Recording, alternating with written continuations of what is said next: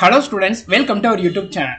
CHSL exams application status and exam date, time, city. இந்த check பண்றதுக்கான links எல்லாமே SSC activate பண்ணிட்டாங்க. இதுல தான் பாத்தீங்கன்னா உங்களோட ஃபார்ம் அக்செப்ட் பண்ணிட்டாங்களா இல்ல ரிஜெக்ட் பண்ணிருக்காங்களா. அக்செப்ட் பண்ணிட்டாங்கன்னா நீங்க என்னைக்கு எக்ஸாம் எழுத போறீங்க, எந்த டேட்ல எழுத போறீங்க, எந்த டைம் உங்களுக்கு, எந்த சிட்டில நீங்க எக்ஸாம் எழுத போறீங்கன்றத இதுல தான் செக் பண்ணிக்கிட முடியும். இந்த எக்ஸாம்ஸ்க்கான லாஸ்ட் ஒரு 6 டேஸ் தான் இருக்கு. இந்த 6 டேஸ்ல ரிவிஷனுக்கான டிப்ஸையும் ஷேர் பண்ண போறோம். இந்த வீடியோ ரொம்பவே முக்கியமான ஒரு வீடியோ. CHSL எக்ஸாம்க்கு ப்ரிப்பேர் பண்றவங்களுக்கு இந்த அப்ளிகேஷன் ஸ்டேட்டஸ் பார்த்தீங்கன்னா சதர்ன் ரீஜனுக்கு தான் வந்திருக்கு. சதர்ன் ரீஜனுங்கிற பட்சத்தில் உங்களுக்கு பார்த்தீங்கன்னா ஆந்திர பிரதேஷ், தமிழ்நாடு, தெலுங்கானா அண்ட் புதுச்சேரி இந்த சிட்டிஸ் எக்ஸாம் சென்டரா, இந்த ஸ்டேட்ஸ் அண்ட் யூனியன் டெரிட்டரியா உள்ள சிட்டிஸ் நீங்கள் எக்ஸாம் சென்டரா போட்டுக்கவங்களுக்கு இந்த லிங்க்ஸில் போய் உங்களோட அப்ளிகேஷன் ஸ்டேட்டஸை நீங்கள் செக் பண்ணிக்கிட முடியும். வேற ஸ்டேட்ஸில் உள்ள வேற ரீஜனில் உள்ள சிட்டிஸ் எக்ஸாம் சென்டரா போட்டிருக்கீங்கன்னா நீங்கள் அந்த ரீஜன் வெப்சைட்டில் தான் செக் பண்ணணும். இது சதர்ன் ரீஜனுக்கானது. இந்த வீடியோ டிஸ்கிரிப்ஷனில் அப்ளிகேஷன் ஸ்டேட்டஸ் செக் பண்ணுறதுக்கான லிங்க் ப்ரொவைட் பண்ணிக்கும். அந்த லிங்கை கிளிக் பண்ணிக்கோங்க, உங்களுக்கு இந்த பேஜ் வரும். இதில் பார்த்தீங்கன்னா உங்களோட ரிஜிஸ்ட்ரேஷன் நம்பர், நீங்கள் SSC வெப்சைட்டில் லாகின் பண்ணுவீங்களா அந்த ரிஜிஸ்ட்ரேஷன் நம்பர் போட்டுட்டு உங்கள் டேட் ஆஃப் பர்த் இதில் என்டர் பண்ணிட்டு know the status of your application இருக்கா அதை நீங்கள் கிளிக் பண்ணுங்க. கிளிக் பண்ண உடனே உங்களோட ஃபார்ம் அக்செப்ட் பண்ணிட்டாங்களா இல்லை ரிஜெக்ட் பண்ணிட்டாங்களா இருக்கும். அக்செப்ட் பண்ணிட்டாங்கன்னா ஒன்றும் பிரச்சனை இல்லை, நீங்கள் எக்ஸாம் எழுத அலோவ் பண்ணிடுவாங்க. ஸோ தென் இமீடியட்டாக இந்த வீடியோ டிஸ்கிரிப்ஷனில் எக்ஸாம் டேட், டைம், சிட்டி அதை செக் பண்ணுறதுக்கான லிங்க் ப்ரொவைட் பண்ணியிருக்கோம். அந்த லிங்கை கிளிக் பண்ணுங்க, உங்களுக்கு இந்த பேஜ் இருக்கும். இதில் உங்களோட ரிஜிஸ்ட்ரேஷன் நம்பராக என்டர் பண்ணுங்க.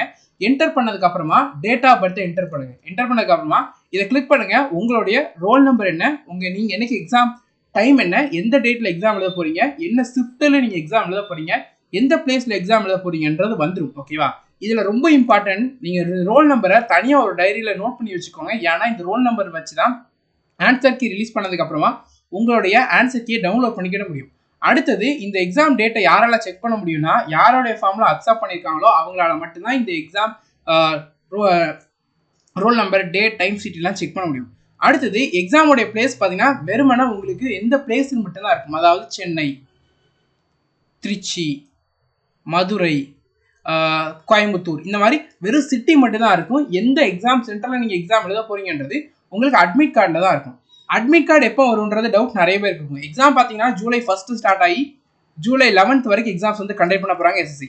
உங்களுக்கு எந்த டேட் அலாட் ஆயிருக்கோ அந்த டேட்டில் 4 டேஸ்க்கு பிஃபோராக பார்த்தீங்கன்னா உங்களோட அட்மிட் கார்டை SSC ரிலீஸ் பண்ணுவாங்க. அதாவது நீங்கள் உங்களுக்கு 1 ஜூலை எக்ஸாம் டேட்டாக இருக்குன்னு வச்சுக்கோங்களேன். உங்களோட அட்மிட் கார்டு எப்போத்துலேருந்து டவுன்லோட் பண்ணிக்கலாம்னா 27 ஜூன் இந்த டேட்லேருந்து உங்களோட அட்மிட் கார்டை டவுன்லோட் பண்ணிக்கலாம். அதாவது உங்கள் எக்ஸாம் டேட் என்னைக்கோ அன்னிலேருந்து 4 நாளைக்கு முன்னாடி அட்மிட் கார்டு ரிலீஸ் பண்ணுவாங்க. அப்போ நீங்கள் டவுன்லோட் பண்ணிக்கலாம். உங்கள் எக்ஸாம் டேட் 10th ஜூன் வச்சுக்கோங்களேன். நீங்கள் அட்மிட் கார்டை பார்த்தீங்கன்னா 7th ஜூனுக்கு அப்புறத்துலேருந்து நீங்கள் வந்து உங்கள் அட்மிட் கார்டை வந்து டவுன்லோட் பண்ணிக்கிட முடியும். இப்படி தான் நீங்கள் அட்மிட் கார்டை டவுன்லோட் பண்ணணும். அட்மிட் கார்டு ரிலீஸ் பண்ண உடனே எப்படி டவுன்லோட் பண்ணுறது, எக்ஸாம்ஸ்க்கு என்னென்ன கொண்டு போகணும், எக்ஸாம்ஸ் எப்படி கண்டக்ட் பண்ணுவாங்க, செக்கிங் ப்ராசஸ் எப்படி இருக்கும், இதெல்லாமே ஒரு வீடியோவை ப்ரொவைட் பண்ணுறோம். ஸோ சேனலை சப்ஸ்கிரைப் பண்ணிவிட்டு ஃபாலோ பண்ணுங்கள். இப்போ லாஸ்ட் மினிட் டிப்ஸை ரிவிஷனை பற்றி பார்த்துலாம். இப்போ உங்களுக்கு 6 நாள் தான் டைம் இருக்குது. இந்த 6 நாளில் நீங்கள் முழுக்க ஃபோக்கஸ் பண்ண வேண்டியது உங்களோட ரிவிஷனை தான். நீங்கள் ஆல்ரெடி போதுமான அளவுக்கு மார்க் டெஸ்ட் போட்டுப்பீங்க. இந்த 6 நாள் லாஸ்ட் மினிட்ல பார்த்தீங்கன்னா மார்க் டெஸ்ட்டில் அதிக கான்சன்ட்ரேஷன் பண்ண வேண்டாம். ஒரு 2 மார்க் டெஸ்ட் 3 மார்க் டெஸ்ட் போதும். டெய்லி மார்க் டெஸ்ட் போட வேண்டாம். ஓகேவா? நீங்கள் ரொம்ப வீக்காக இருக்கீங்கன்னு பிரச்சனை இல்லை, நான் நல்லா ரிவிஷன் பண்ணியிருக்கேன், நல்லா ப்ராக்டிஸ் பண்ணியிருக்கேன், டெய்லி ஒரு மார்க் டெஸ்ட் போட்டுக்கோங்க, ஒன்றும் பிரச்சனை கிடையாது. இல்லை நான் மார்க் ரொம்ப கம்மியாக தான் ஸ்கோர் பண்ணுறேன்னா நீங்கள் இந்த டைம் நிறைய ரிவிஷனில் ஃபோக்கஸ் பண்ண வேண்டியதாக இருக்குது. ஸோ ரீசனிங்கை பொறுத்த வரைக்கும் நீங்கள் என்னென்ன நோட்ஸ் எடுத்துருக்கீங்களோ அந்த நோட்ஸை ஒரு டைம் ஆகுது நல்லா குயிக்காக ரிவைஸ் பண்ணிடுங்க.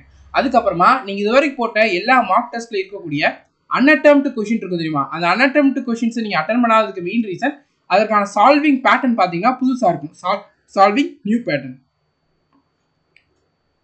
ஸோ நீங்கள் என்ன பண்ணுங்கன்னா இது நாள் வரைக்கும் நீங்கள் போட்ட எல்லா CHSL மார்க் டெஸ்ட்டில் உள்ள அன்அட்டெம்ப்ட் கொஷின், அதாவது சீரிஸ் கம்ப்ளீஷன், அனாலஜி, கிளாசிஃபிகேஷன், இதான் அன்அட்டெம்ப்டாக இருக்கும்.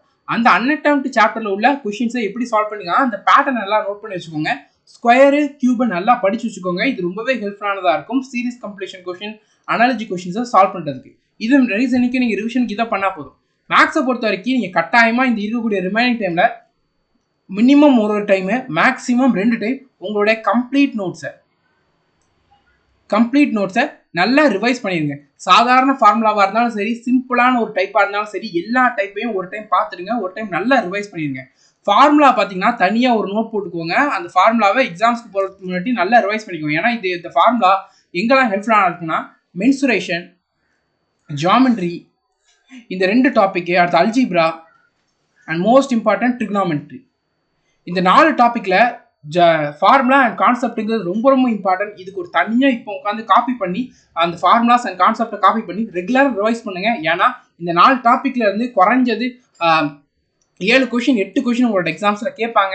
ஸோ அதனால அது கேட்கக்கூடிய கொஷினும் ஃபார்முலா அண்ட் கான்செப்ட்ல தான் கேட்பாங்க. அதனால நோட்ஸ் மேக்ஸ் நோட்டை அரித்மேட்டிக் அட்வான்ஸ் நோட்ஸை 1 or 2 டைம்ஸ் நல்லா ரிவைஸ் பண்ணிடுங்க. எல்லா கொஷினுமே நீங்கள் எடுத்த நோட்ஸை ஒரு டைம் நல்லா ரிவைஸ் பண்ணிடுங்க. முடிஞ்சால் உங்கள் நோட்ஸில் உள்ள கொஷின்ஸை ஒரு டைம் நல்லா சால்வ் பண்ணி பார்த்துருங்க. மென்சுரேஷன், ஜாமெட்ரி, அல்ஜிப்ரா, ட்ரிகனாமெட்ரி இது எல்லாத்துக்குமே தனியாக ஃபார்முலா எழுதி வச்சு அந்த ஃபார்முலா கான்செப்ட் எல்லாமே எக்ஸாம்ஸ்க்கு போகிறதுக்கு முன்னாடி ஒரு டைம் நல்லா ரிவைஸ் பண்ணிடுங்க. ரொம்ப இம்பார்ட்டன்ட். அடுத்து அதே மாதிரி மார்க் டெஸ்ட்டில் நீங்கள் ஸ்கிப் பண்ணியிருப்பீங்க தெரியுமா? மார்க் டெஸ்ட்டில் ஸ்கிப் பண்ண கொஷின்ஸு அண்ட் மார்க் டெஸ்ட்டில் நீங்கள் வந்து மிஸ்டேக் பண்ணிருக்கக்கூடிய கொஷின் இருக்குங்க. அந்த கொஷினும் ஒரு டைம் நல்லா ஒர்க் அவுட் பண்ணி பார்த்துருங்க. ஏன்னா அது உங்களோட எக்ஸாம்ஸை கேட்கறதுக்கு வாய்ப்பு நிறையவே இருக்கும். ஏன்னா இந்த டைம் நீங்கள் மார்க் டெஸ்ட் போட்டப்போ அந்த இதை படிக்கிறப்போ நீங்கள் ஏதாவது புது விஷயத்தையும் கற்றுக்க முடியும். அதை நல்லா ஞாபகம் வச்சுக்கோங்க. ஜெனரல்ஸை பொறுத்த வரைக்கும் இந்த 6 நாள் எதுவும் எக்ஸ்ட்ரா படிக்கிறது புதுசாக படிக்கிறதுலாம் பண்ணாதீங்க. ஏன்னா அது நீங்கள் ஆல்ரெடி படித்ததும் ஸ்பாயில் பண்ணுற மாதிரி இருக்கும். என்ன பண்ணுங்கன்னா இந்த 6 நாளில் மினிமமாக இருக்கும் இந்த லாஸ்ட் டைம்ஸில் ஹிஸ்ட்ரி, பாலிட்டி, ஸ்டாட்டிக், ஜிகே இந்த 3 டாபிக் நீங்கள் கவர் பண்ணியிருப்பீங்க. கரண்ட் அஃபேர்ஸும் படிச்சிருப்பீங்க. ஸோ இந்த 4 மட்டும் ரொம்ப நல்லா ரிப்பீட்டடாக ரிவைஸ் பண்ணிக்கோங்க. இதுக்கப்புறம் மிச்சம் உள்ள டாப்பிக்கான எக்கானமி, ஜியாகிரஃபி அண்ட் சயின்ஸ் இந்த டாப்பிக்கில் பார்த்தீங்கன்னா ரொம்ப இம்பார்ட்டண்டான டைப்ஸ் டாபிக்ஸ் இருக்கும் தெரியுமா? எக்ஸாம்பிளுக்கு ஜியாகிரஃபி எடுத்துக்கிட்டிங்கன்னா river system and soil, agriculture இதுதான் இம்பார்ட்டன்ட். அதை மட்டும் ரிவைஸ் பண்ணிக்கோங்க. சயின்ஸை பொறுத்த வரைக்கும் பார்த்தீங்கன்னா plant kingdom, animal kingdom, disease இது இம்பார்ட்டன்ட்டு, ஹியூமன் பாடி இந்த 4 தான் இம்பார்ட்டன்ட். அதை மட்டும் நல்லா ரிவைஸ் பண்ணிக்கோங்க. எல்லாம் பண்ண வேண்டாம். எக்கானமியை பொறுத்த வரைக்கும் 5 இயர் பிளான் படித்து வச்சுக்கோங்க. பிளானிங் கமிஷன் அந்த 5 இயர் பிளான், அதுக்கப்புறம் நேஷனல் இன்கமு, ஃபார்முலாஸு நம்ம எக்கானமி யூஸ் பண்ணக்கூடிய இதெல்லாம் நல்ல தரவாக ரிவைஸ் பண்ணிக்கோங்க. இந்த டாபிக் மட்டும் ரிவைஸ் பண்ணால் போதும். ஹிஸ்ட்ரி, பாலிட்டி, ஸ்ட்ராட்டஜி, கரண்ட் அஃபேர்ஸை ஒன்று விடாமல் ரிவைஸ் பண்ணிடுங்க. நான் கரண்ட் அஃபேர்ஸ் படிக்கவே இல்லை, இப்போ தான் படிக்க போகிறேன். எக்ஸாம் 1ஆம் தேதி பார்த்தீங்கன்னா கரண்ட் அஃபேர்ஸ் ஏதாவது ஒரு ரொம்ப இம்பார்ட்டன்ட் கரண்ட் அஃபேர்ஸை மட்டும் படித்து வச்சுக்கோங்க. நான் எல்லா மாதத்துக்கும் படிக்க போகிறேன்னு நினைக்காதீங்க. மற்றது ரிவைஸ் பண்ணதுக்கு டைம் இருக்காது. ஸோ நீங்கள் இதை முன்னாடியே பண்ணியிருக்கணும். இப்போ பண்ணலங்கிற பட்சத்தில் ஏதாவது ஒரு பிடிஎஃப் சோர்ஸ் ஆன்லைனில் கிடைக்கான்றதை பாருங்கள். அதை லாஸ்ட் மினிட் ரிவைஸ் பண்ணிக்கோங்க. பெஸ்ட்டாக இருக்கும். அண்ட் உங்களோட ஹிஸ்ட்ரி, பாலிட்டி, ஸ்ட்ராட்டஜிக்கு நோட்ஸை நல்லா தரவாக ரிவைஸ் பண்ணிக்கோங்க. இங்கிலீஷை பொறுத்த வரைக்கும் 120 ரூல்ஸ் ஆஃப் இங்கிலீஷ் கிராமர் அதை அட்லீஸ்ட் ஒரு 5 டைமாவது நல்லா ரிவைஸ் பண்ணிக்கோங்க ரிப்பீட்டடாக. ஏன்னா எக்ஸாம்ஸில் அது ரிலேட்டட் கொஸ்டின் நிறையவே கேட்பாங்க. அடுத்தது நீங்கள் இது வரைக்கும் படித்த ஒக்காபுலரி இருக்கு தெரியுமா?